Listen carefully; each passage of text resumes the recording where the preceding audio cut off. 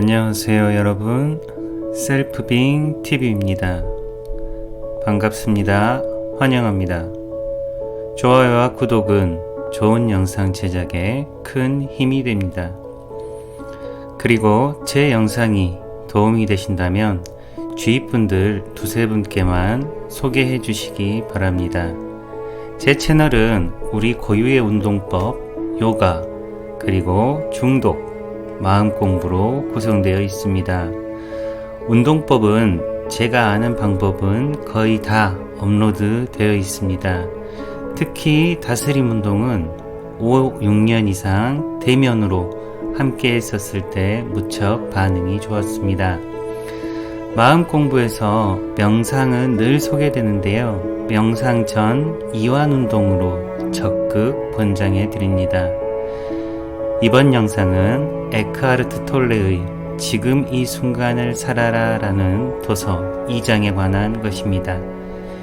이미 제 채널에서 에크하르트 톨레 목록에 보시면 소개해 드렸으나 초기 영상이고 미흡한 부분이 많은 듯해서 재제작해서 업로드 중이니 참고해 주십시오. 2장은 고통에 대한 것입니다. 우리에게 고통이란 무엇일까요? 붓다는 삶은 고해이다 라고 설했고, 그것을 받아들였을 때 삶은 더 이상 고해가 아니라고 합니다. 사실 이 말은 살면서 매 순간 하게 되는 기대와 실망, 판단과 편가름에 적용되죠. 삶이 고해라면 우리는 더 이상 나의 마음대로 통제하려는 기대를 놓을 수 있고, 더 이상 판단을 통해 외부 대상을 바꾸려는 의도를 내지 않을 수 있게 됩니다. 쉽게 말해서 이것이 많은 영적 스승들이 이야기하는 받아들임 또는 놓아버림입니다. 톨레는 고통에 대해 다음에 두 가지를 이야기합니다. 첫째는 과거에 기인하여 지금 여기에서 재생되는 고통입니다. 이것은 우울, 권태, 증오, 분노, 혼란스러움 등의 감정으로 재생되고 행위적으로 파괴적인 형태를 띠게 됩니다. 눈치채셨겠지만 과거에 기인한다는 것은 지금 여기의 상황과 직접적인 인과관계가 없다는 것이고, 나의 생각에 따른 해석이 앞서 말씀드린 감정들로 나타난다는 것입니다. 아버지에게 혼나고 나를 보고 반갑다고 짖는 개를 분노의 감정으로 때리는 격으로 심리학에서는 이를 투사한다라고 합니다. 프로젝션이라고 하죠. 두 번째는 지금 여기에서 내가 만들어내는 고통입니다. 사실 이 두 가지는 구분이 좀 모호합니다. 지금 여기서 내가 행하는 부정적 행위가 보통은 과거에 기인하기 때문인데요. 저는 이것을 생각으로 분류합니다. 지금 여기서 내가 하는 생각으로 감정이 반응하고 그 감정에 따라 행위하면 보통은 고통의 씨앗이 됩니다.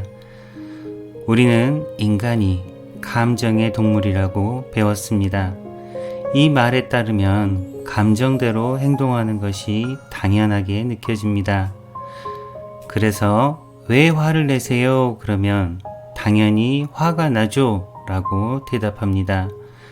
그런데 같은 상황에서 대응하는 방식이 개인마다 다르다는 점에서 앞서 말한 당연은 오류가 됩니다.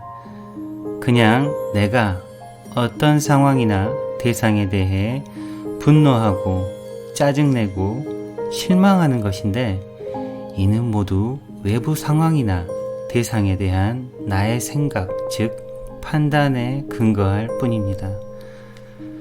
보통은 이런 판단, 즉 생각은 주로 나 자신의 반영인 경우가 대부분인데요.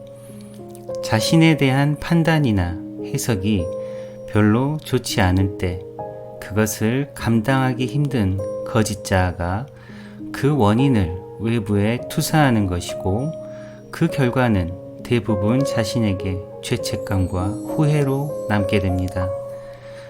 좀 길어졌는데요. 고통에서 벗어나기 위해서는 고통이 무엇인지 알아야 하기 때문에 좀 길게 말씀드렸습니다. 지금 듣고 계시는 구독자분들은 한번 내가 어떤 고통이 가장 나에게 큰 것인가에 대해서 한번 생각하셨으면 좋겠습니다.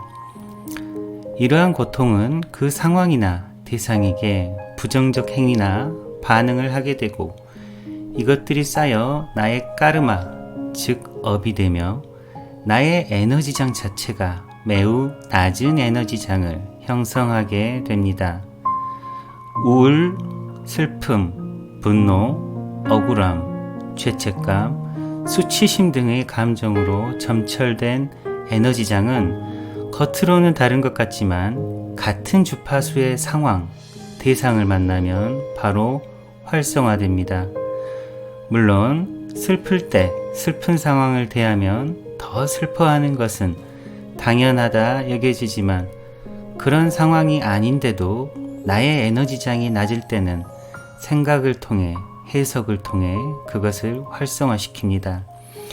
예를 들면 마음속에 분노가 가득한 아침에 화장을 하는 딸을 보면 무의식적으로 마구 욕을 해대는 것과 유사합니다. 그 상황 자체는 옳고 그른 게 없죠. 그런데 그 딸을 보면서 나는 판단하고 또 그 감정이 투사돼서 분노의 원인을 딸에게서 찾고 그곳에 계속 뿌려버리는 겁니다.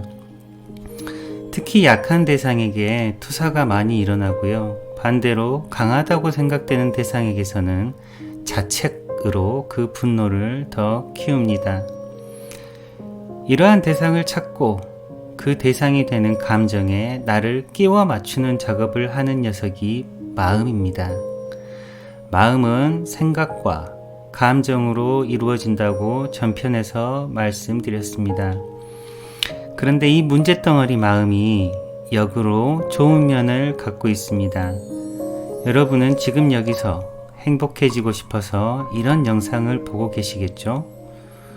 우리는 자신에게 문제가 많다고 여기고 늘 해결책을 찾아 고민합니다. 여기서 자신에게 문제가 많다, 나는 무가치하다, 이런 생각 자체가 마음의 작용인데요. 이렇게 마음의 작용이 일어날 때 역으로 지금 내 마음이 어떤 상태인가 하고 볼 수 있는 자각을 하시게 되면 그 마음의 작용은 나의 의식을 깨우는 땔감 역할을 하게 됩니다. 그래서 에크하르트 톨레는 더 깊은, 더 큰 고통체를 갖고 있는 사람이 더 빨리 깨어날 수 있다라고도 이야기합니다.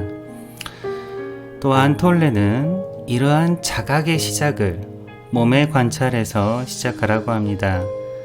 톨레에 따르면 생각은 감정을 일으키고 그 감정은 몸의 반응으로 나타납니다. 생각으로 생각을 잡으려는 것은 개가 자기 꼬리를 쫓아 뱅뱅 도는 꼴이니 차라리 겉으로 드러나는 반응인 몸의 의식을 가져오라는 것입니다. 바로 이것이 나의 고통에 의식의 빛을 비추는 행위입니다. 외부의 대상이나 상황에서 원인을 찾아 나의 감정과 생각을 정당화하는 습관에서 벗어나 나의 몸으로 의식을 돌려서 나의 내면에서 일어나는 현상으로 초점을 맞추는 것이죠. 방법으로는 명상, 요가, 운동 수련 등이 있지만 저는 제 채널에서 소개해드리는 마이클 브라운의 현존 수업 연속 호흡 연습을 권해드립니다. 보통은 모든 스트레스 반응은 명치 부분 그리고 가슴에 집중됩니다. 그래서 현대인은 대부분 위장병을 달고 살고 가슴이 답답한 경우가 많죠. 매 순간 자각을 일으키는 것은 큰 행운으로 벼락을 맞듯 변화가 찾아오지 않은 이상 어렵습니다. 그래서 하루를 마무리하는 시간, 또 시작하는 시간에 호흡 연습을 하면서 나의 몸을 자각해 보는 것을 권해드리는 것입니다. 이때 연속 호흡을 하시다 보면 몸에 전체 의식이 집중되는 순간이 찾아옵니다. 보통 15분 그 내외에 있습니다. 그때 생각이 없어집니다. 호흡하기도 힘들 수도 있죠. 그런데 묘하게 마음은 편하게 가라앉는 경험을 하시게 될 겁니다. 바로 그 느낌이 평온이고 그 감정 체험이 현존의 체험입니다. 저 역시 너무도 무가치하고 권태롭고 슬픔과 죄책감, 수치심에 가득 차 있는 사람입니다. 그래서 넘어지기도 많이 하지만 다시 일어나 호흡 연습을 하고 나에게로 돌아갑니다. 저의 바람은 이런 평온의 마음이 매 일상 순간에서 그대로 유지되는 것입니다. 기억하십시오. 내 감정의 원인은 나에게 있습니다. 그래서 외부의 누구도 나에게 그 답을 줄 수 없는 것입니다. 누구를 닮으려 하지 말라고 하는 것도 마찬가지의 이야기입니다.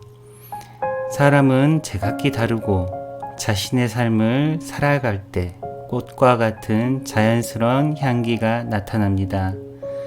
또한 자신의 삶을 자율적으로 살아갈 때 그 삶은 세상과 완벽하게 조화됩니다. 우리는 타율에 익숙합니다. 특히 어린 시절 학대나 무관심의 체험이 있으신 분은 이 타율이 무척 깊이 자리 잡고 있습니다. 그리고 이러한 남의 기준에 남의 눈에 따라 사는 것은 엄청난 감정적 억압이며 스트레스입니다. 그 반사적으로 일어나는 행위가 중독, 또한 폭력, 이러한 파괴적 행위입니다. 나의 내면으로 들어가는 연습을 통해 나의 삶의 주도권과 자율성을 발견하십시오. 이렇게 지금 이 순간을 살아라 2장의 내용 요약과 정리를 마칩니다.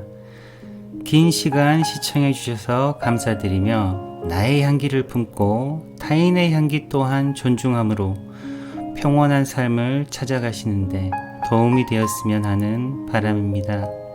다음 시간에 뵙겠습니다. 다시 한번 시청해 주신 구독자 여러분 감사드립니다. 평온하십시오.